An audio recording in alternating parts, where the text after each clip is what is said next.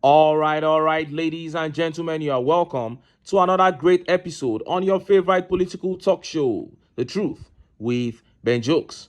Now, 2 days ago, I received a long mail from an anonymous figure advising me to consider reporting positive news about Nigeria that it will help national growth. I replied the mail, and my reply was simple: feed me with positive news about Nigeria that are true and worth reporting, and I'll gladly report them. For the past 1 week, I cannot boast of 20 hours of electricity put together in my own abode. As we speak, the most part of the Northwest is in darkness, and it has been that way for about 6 days now. Yet you want me to report good news. Kindly feed me with this good news of yours, and I will gladly report. The reality is that the country is sinking, and the TINUBU regime is very happy about it. Because instead of doing the right thing, they dwell on lies and propaganda while they continue to squander the nation's resources. And few hours ago, some terrible updates began to hit the Nigerian political media space. One of the most brutal attacks by headsmen occurred in Adamawa State today, and the media isn't even bold enough to disclose the number of people who died in that incident. But then, one very scary update came out of the health sector. For me, this is about the scariest piece of information I have received this year. If anyone ever doubted that TINUBU would run this country to the ground, this particular update will make such a person believe that TINUBU, if not tamed, will end this country, Nigeria. And just as Nigerians were reacting to that very, very scary update that threatens the very existence of this country, another exasperating piece of information erupted this time around from Shettima's camp. Shettima's camp seems to want to begin a rivalry with the TINUBU camp, a rivalry that will see the nation's treasury, that will see the nation's future completely emptied. Before I show you details of these two updates and how Nigerians reacted, let me quickly show you this video. This video here further stresses how TINUBU damaged the economy, and it is the perfect video to watch before I begin to give you these updates that I have in store. Let's watch the video. Let me tell you, for example, the issue of petroleum subsidy. I don't think the subsidy was the issue. It was the corruption that surrounded it. Because a lot of people knew how many people that were hounded by EFCC some time ago that brought papers that they imported petroleum products, and they didn't. Some brought in papers that they had a shipload, and no ship was berthing. So when you look at all those issues of corruption surrounding it, and then you threw the baby with the bathwater, that's what we are suffering today. Now, the issue of the exchange rate, which is also very, very fundamental, and in fact, more fundamental than the issue of the subsidy. To say that you are merging the two exchange rates without studying the dynamics, the president just made that pronouncement, a populist one, on the first day, without preparation. And when he found that it was not right, given the pain it's causing to the country and the Nigerians, he's supposed to have retraced, rather than continue to insist that when he is done, Nigerians will come and thank him. Who is going to be alive to thank him? Many people are very, very, very impoverished now. Even the so-called rich are crying. So I don't think the policies are indicative of deep thinking. And it's necessary that they should go and do rethinking. Leadership qualities, leadership styles, all of them must resonate with the people in the sense of the feelings the people have that the leadership is listening to their yearnings and aspirations, is responsive and sensitive to their pains, and finding solutions to their problems, not cosmetic things. It is only a leader that is out to cheat, not to lead, that lies, grandstands, and then somehow descend to autocracy when it appears that the people seem not to be agreeing with him or her, as the case may be. Okay. So I think there is There is merit in some of the agitations of the former leaders, including Obasanjo. Like I said, everybody had his own time. One way or the other, they had their own problem too. Yes, but sir. you must listen to their own, because some of these things are coming now from the experience they have had. So, and some of them are also about outcomes of the regrets they have that they didn't do certain things right. Yes. You heard that. Before the subsidy removal and unification of exchange rates, there were warnings from experts. And the warnings were very clear. If you go about these two policies the way you are planning to go about them, the economy will collapse. And the argument that the APC have been using to deceive some gullible Nigerians is that Peter Obi also spoke about removing fuel subsidy. But that's not the complete truth. Peter Obi talked about dealing with the corruption in the subsidy regime. That was what he meant by removing it. In other words, these other leaders are telling you that for petrol to sell at 200 naira per litre, you need to pay 10 trillion every year as a nation to oil marketers as subsidy. But Peter Obi is saying that is false. He's saying that that information is not true. What you actually need to pay to keep petrol selling at 200 naira per litre is less than 1 trillion. So after fighting the corruption in that sector and sanitizing the system, we can decide to pay 2 trillion as yearly subsidy and buy petrol for 90 naira per litre while we fix our refineries so we can buy at 50 naira per litre in 3 years' time without paying a dime of subsidy. That was what Peter Obi was trying to tell us. And it's as simple as that. When corruption is out of the window, that is how we are going to achieve it. Then, the exchange rate unification was never a policy that should have been considered at all. The focus should have been on growing our production and exports so that the naira can get stronger against the dollar, not to further weaken the naira by floating it, hoping that it will catch up with the dollar somehow, because that can never happen.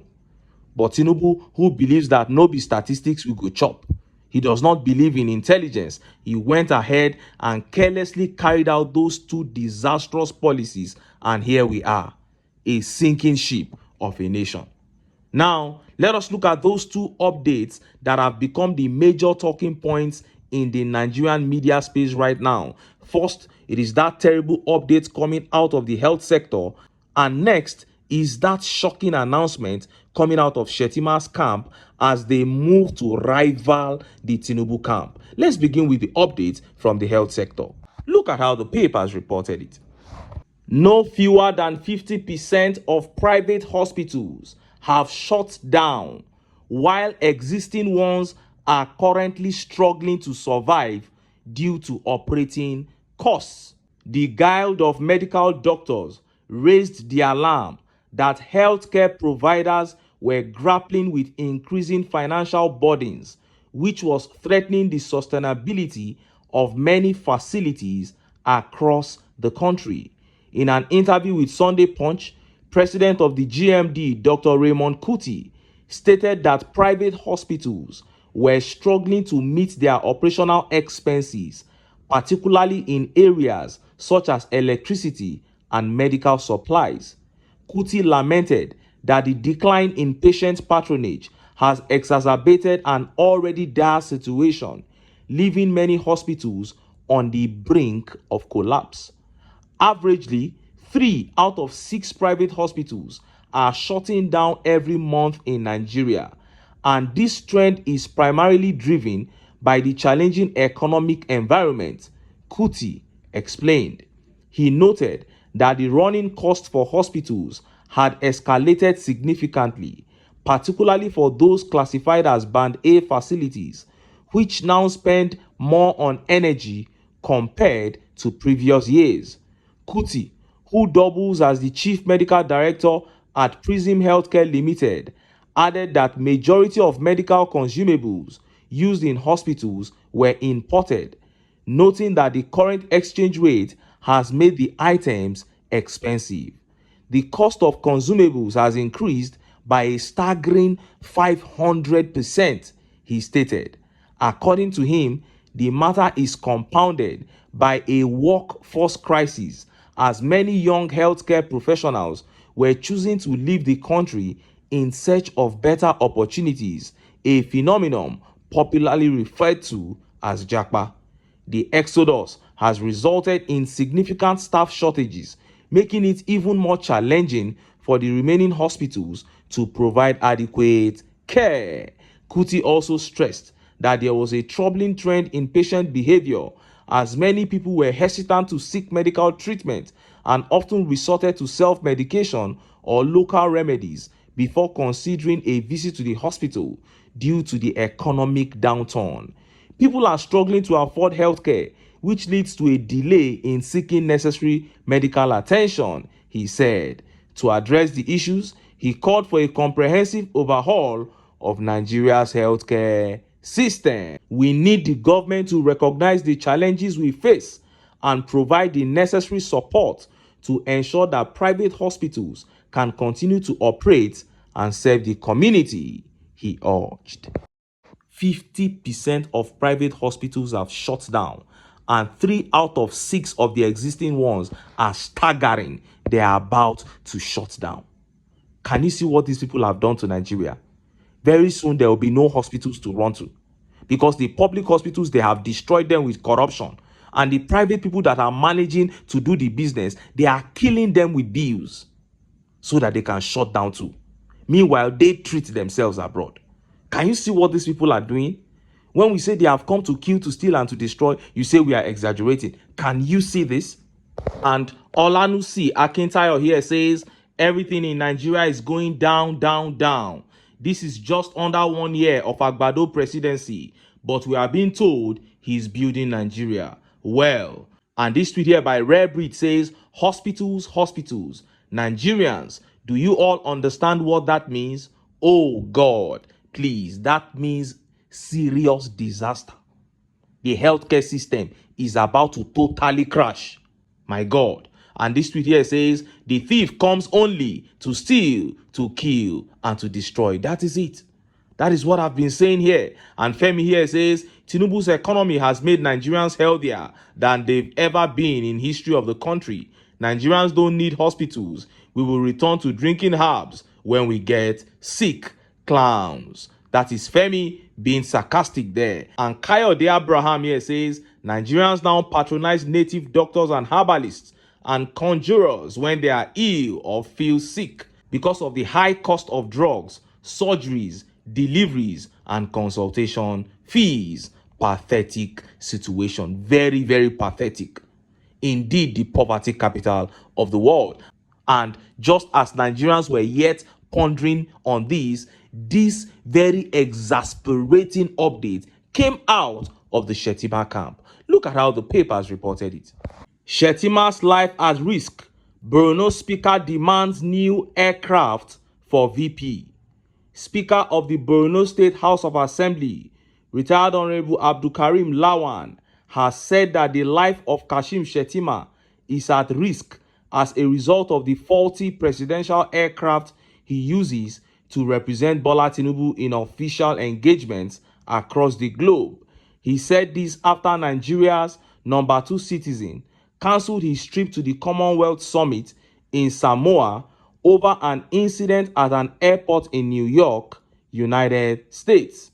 According to the presidency, Shettima could not proceed to Samoa because a foreign object hit his plane during a stopover at JFK Airport in New York. Bayo Ononuga, special advisor to Tinubu on information and strategy, had said some parts of the aircraft, including the windscreen of the cockpit, was damaged during the incident. Commenting on the situation in a statement issued in Maiduguri, Borno State capital on Sunday, Lawan called on the federal government to get Shettima a new aircraft to avoid any tragedy. He said the aircraft designated to Shettima has had several incidents in recent times. I want to sympathize with the Nigerian government, especially the office of Shettima, his crew, and staff over the unfortunate incident at JFK Airport in the New York, USA.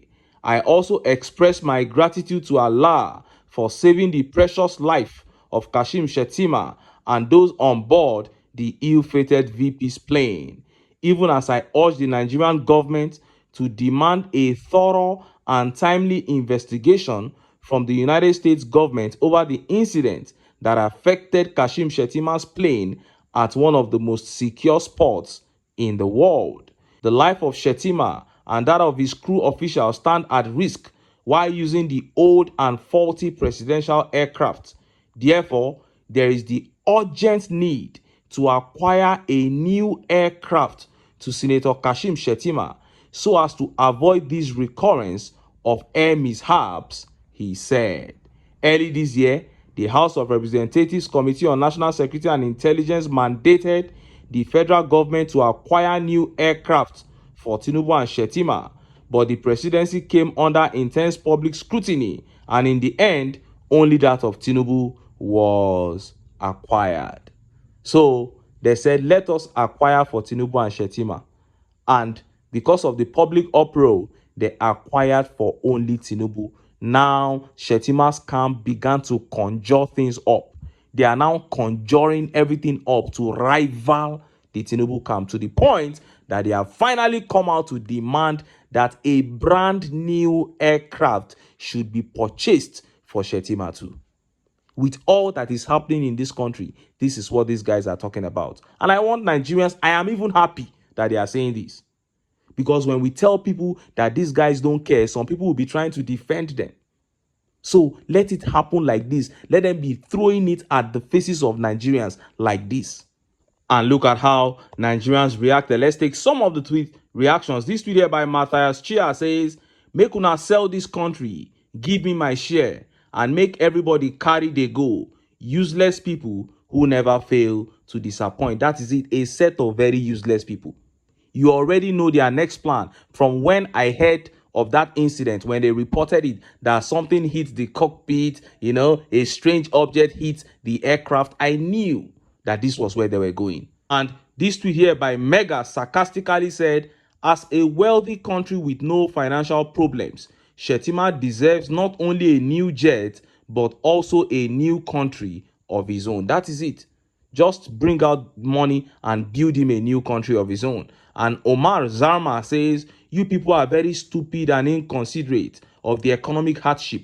Borno State should buy him a new jet, but we Nigerians don't care about that. And Sideku here says, thousands of northerners are being held hostage by bandits and Boko Haram in their own hometowns, but the Borno speaker is demanding a new aircraft for Shettima. Ladies and gentlemen, the northern leaders. That is it.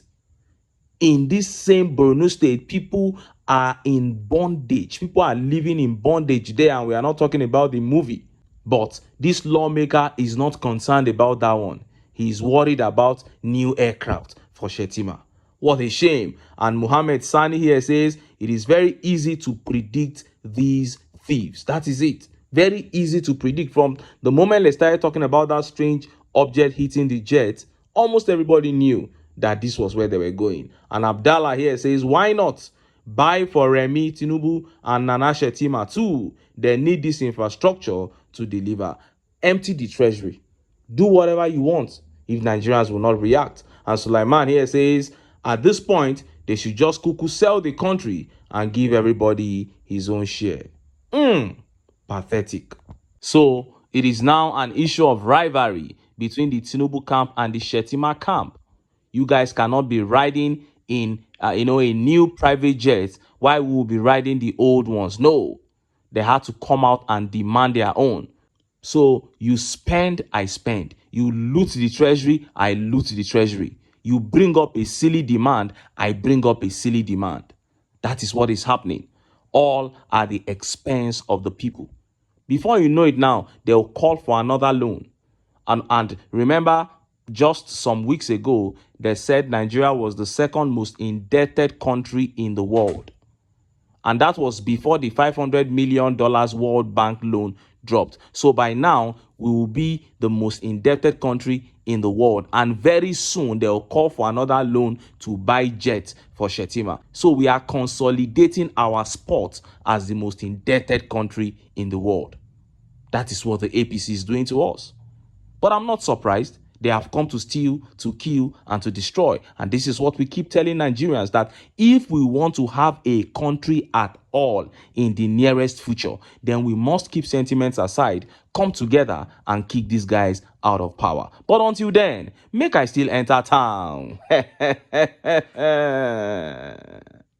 Make I go get some ogbonge political news wey una go like. Why? Because of una. Now I dey here, so don't go away. Don't go away.